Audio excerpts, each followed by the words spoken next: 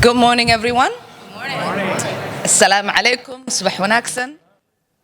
I am really delighted to see so many incredible leaders and so much of our community here.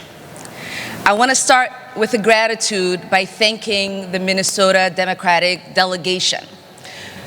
Senator Amy Klobuchar, Senator Tina Smith, Congresswoman Angie Craig, Congresswoman Betty McCollum, for strongly speaking in opposition to the hate, to the fear-mongering, and for standing up in unity for the Somali community here in Minnesota and across the country.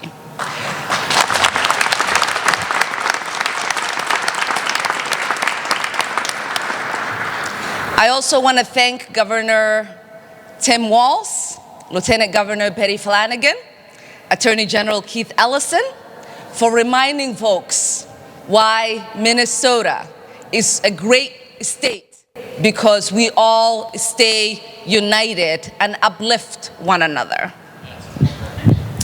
And I want to thank the incredible leaders who are behind me, whether they are elected officials or faith leaders or community leaders, for speaking in one unified voice against the scapegoating of a community that has thrived in Minnesota and whom most have chosen to call this state home.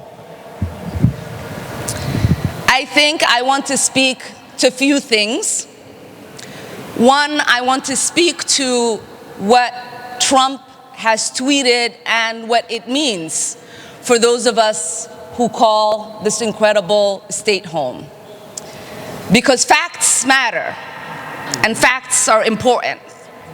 It is unfortunate that we are led by a president who does not understand the laws of this land. When the president tweets as if he has the authority to terminate temporary protected status for Somalis in Minnesota, even little kids in 8th grade know that that is not an authority that the president has and can wield.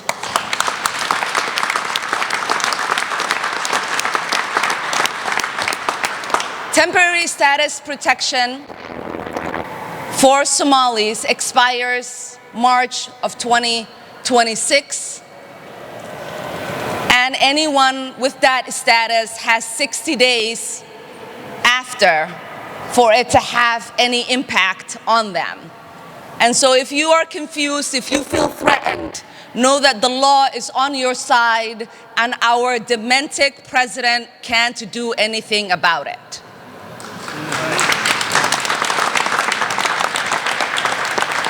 The other unlawful thing that our lawless president is claiming to do so is to terminate that status for only one state, which he has no authority to do so.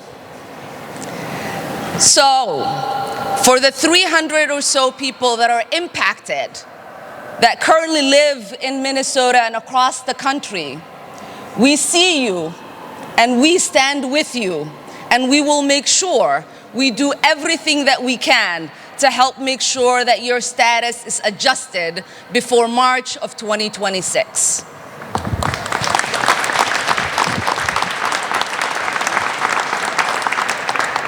Because you know and I know that there is nothing temporary about people's lives here in the United States. Many of these people that we are talking about have built lives. They own homes, they own businesses. They are a vibrant part of our communities, and we want to make sure that their new home stays their forever home. The second thing I want to speak to is that in this country, we do not blame the lawlessness of an individual on a whole community.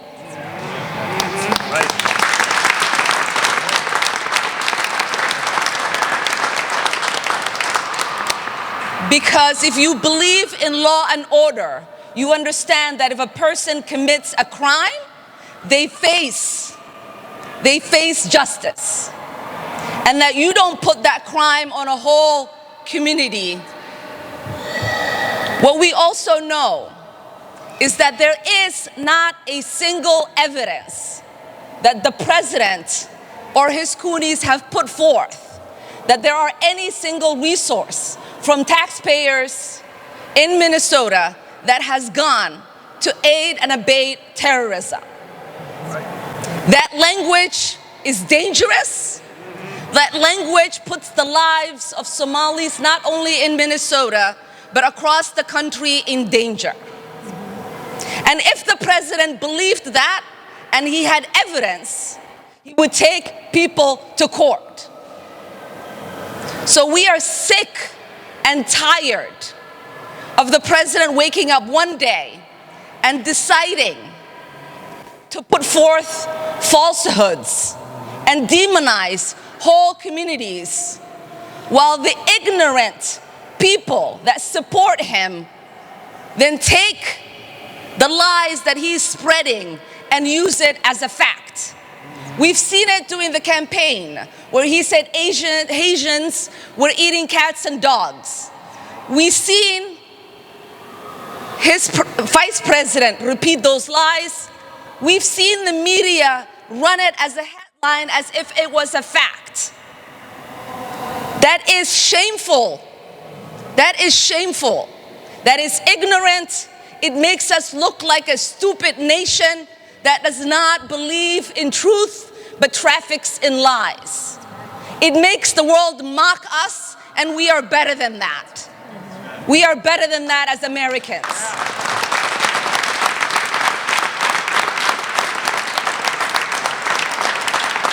Somalis are not terrorizing this nation. We are helping it thrive. Somalis have always seen themselves as a fabric of this nation. We have signed up to serve this country in its military. We have signed up to teach children. We have signed up to become nurses and doctors and engineers. We have signed up to be public servants and get elected into office. We don't do that because we hate this nation. We do that because we love this nation.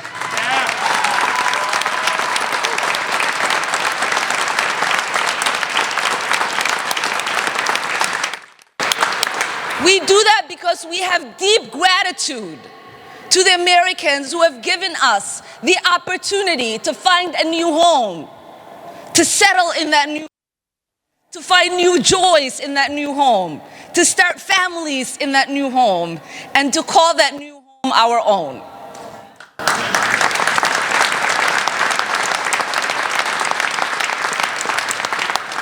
We don't complain on the sidelines. We get involved in making America better.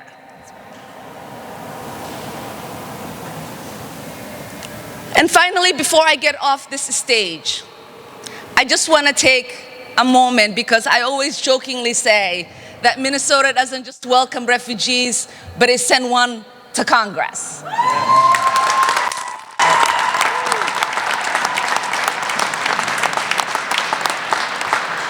But I want most Minnesotans to know this.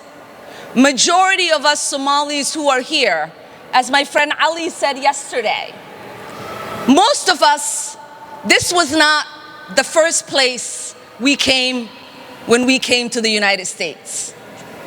But most of us chose Minnesota as our home because Minnesota is special to us. Minnesotans are special to us.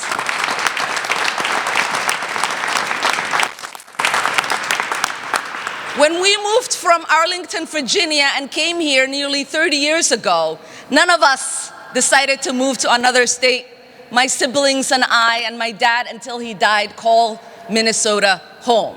Because like I said, Minnesota is special. And I know almost every single elected Somali Minnesotan did not start out in Minnesota, but chose to come here, stay here, start families here, and ultimately serve the people who welcomed them into this beautiful state.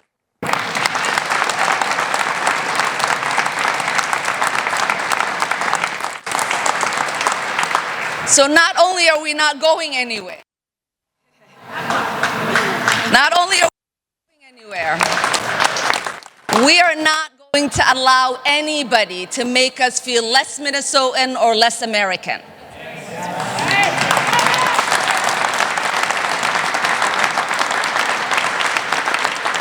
We are not going to allow anybody to push us into the shadows.